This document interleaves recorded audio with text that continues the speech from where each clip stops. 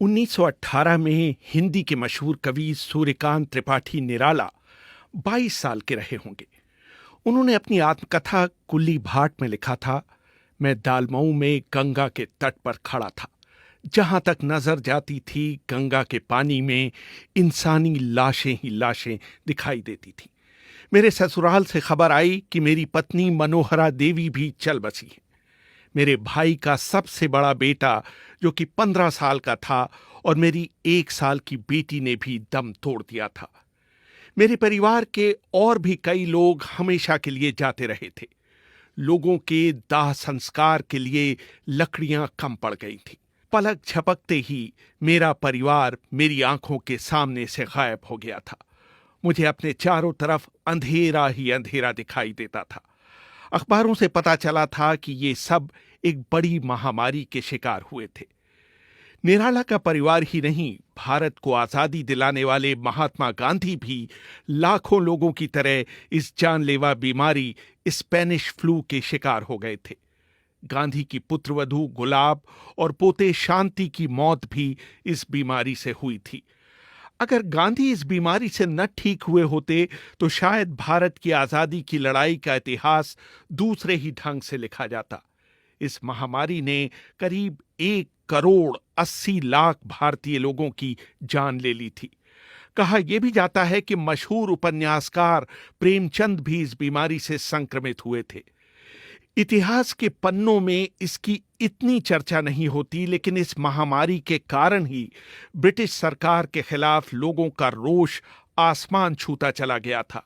इस बीमारी की शुरुआत 29 मई 1918 को हुई थी, जब पहले विश्व युद्ध के मोर्चे से लौट रहे भारतीय सैनिकों का जहाज बंबई बंदरगाह पर आकर लगा था और करीब 48 घंटों तक वहां लंगर डाले खड़ा था।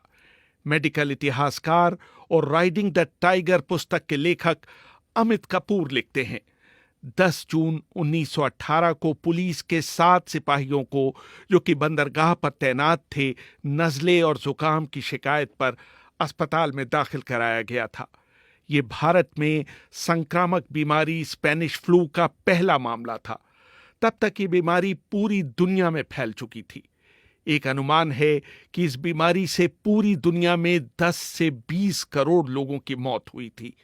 जॉन बेरी अपनी किताब the great influenza the epic story of the deadliest pandemic in history में लिखते हैं, 10.5 करोड़ की आबादी वाले अमेरिका में इस बीमारी से करीब 6,75,000 लोग मारे गए थे। 1918 में इस बीमारी से पूरी दुनिया में इतने लोग मर चुके थे जितने पहले किसी बीमारी से नहीं मरे थे। 13वीं सदी में फैली ब्यूबोनिक प्लेग में यूरोप की 25% आबादी जरूर खत्म हो गई थी, लेकिन तब भी 1918 में फैले स्पेनिश फ्लू से मरने वालों की संख्या उससे भी अधिक थी। जॉन बेरी आगे लिखते हैं, 1918 की महामारी में 24 हफ्तों में जितने लोग मारे गए थे उतने एड्स से 24 सालों में नहीं मरे हैं। इस बीमारी का सबसे अधिक असर पीड़ित के फेफड़ों पर पड़ता था। उसको असहनीय खांसी हो जाती थी और उसकी नाक और कभी कभी कान और मुंह से खून बहने लगता था। पूरे शरीर में इतना दर्द होता था कि लगता था कि सारी हड्डियां टूट जाएंगी। मरीज की खाल का रंग पहले नीला, फिर बैंगनी और अंत में काला हो जाता था। अमेरिका में फिलाडेल्फिया में आलम यह था कि पादरी घोड़े पर सवार होकर घर घर जाते थे और लोगों से कहते थे कि अपने घर के दरवाजे खोलकर अंदर रखे शवों को उनके हवाले कर दें। वो उस अंदाज में आवाजें लगाते थे जैसे आजकल कबाड़ी वाले घर घर जाकर पुकारते हैं। शुरू में जब ये बीमारी फैली तो दुनिया भर की सरकारों ने इसे इसलिए छिपाया कि इससे मोर्चे पर लड़ने वाले सैनिकों का मनोबल गिर जाएगा। सबसे पहले स्पेन ने इस बीमारी के अस्तित्व को स्वीकार किया, इसलिए इसे स्पेनिश फ्लू का नाम दिया गया। बंबई में तो ये बीमारी फैली ही, भारतीय रेल इसे भारत के दूसरे हिस्सों में ले गई। 1920 समाप्त होते होते पूरी दुनिया में इस बीमारी से 5 से 10 करोड़ लोग मर चुके थे।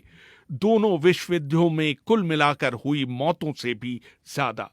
भारत में सबसे अधिक करीब 1,80,00,000 लोग, यानी कि उस समय की जनसंख्या का 6%। कश्मीर की ऊंचाइयों से लेकर बंगाल के गांवों तक कोई भी इस बीमारी से अछूते नहीं रहे थे। जॉन बेरी ने अपनी किताब the great influenza, the story of the deadliest pandemic in history में भारत में इस बीमारी के फैलाव का ब्यौरा देते हुए लिखा है, भारत में लोग ट्रेनों में भले अच्छे सवार हुए, जब तक वो अपने गंतव्य तक पहुंचते वो या तो मर चुके थे या मरने की कगार पर थे। बंबई में एक दिन 6 अक्टूबर 1918 को 768 लोगों की मौत हुई थी। दिल्ली के एक अस्पताल में इन्फ्लुएंजा के 13,190 मरीज भर्ती किए गए थे, जिनमें से 7,044 की मौत हो गई थी। ब्रिटेन में जहां इस बीमारी से मृत्यु दर 4.4 प्रति हजार थी, भारत में ये दर 20.6 प्रति हजार थी। भारत में हालात इसलिए और भी खराब हुए क्योंकि उसी समय भारत में इतिहास का सबसे भयानक सूखा पड़ा था। भूख से शरीर की आरोग्य क्षमता कम हो जाती है, इसलिए ये फ्लू भारतवासियों के लिए और घातक साबित हो रहा था। एक और ध्यान देने योग्य बात यह थी कि पूरे देश में पुरुषों की तुलना में औरतें इस बीमारी से अधिक मर रही थीं। शायद इसका कारण ये रहा हो कि महिलाओं को भारतीय समाज में पुरुषों की तुलना में कम खाने को मिलता हो। दूसरे, औरतें ही बीमारियों की तीमारदारी कर रही थीं, इसलिए उनको ये बीमारी जल्दी पकड़ रही थी। भारत के 120 साल के आर्थिक इतिहास में 1918 का साल सबसे बुरा साल था। भारत की विकास दर 0 से कहीं नीचे -10.8% चली गई और मुद्रास्फीति ने पिछले सारे रिकॉर्ड तोड़ दिए। इस बीमारी ने भारतीय अर्थव्यवस्था को बंगाल के सूखे और विश्व युद्ध से भी कहीं अधिक प्रभावित किया। भारत की जनगणना के इतिहास में सिर्फ एक बार 1911 से 1921 में हुआ है कि देश की जनसंख्या पिछले 10 वर्षों की तुलना में कम हुई हो। ये कहना शायद गलत नहीं होगा कि इसमें सबसे बड़ी भूमिका स्पेनिश फ्लू की थी। मार्च 1920 आते आते इस बीमारी पर नियंत्रण पा लिया गया था। रेहान फजल, BBC, दिल्ली।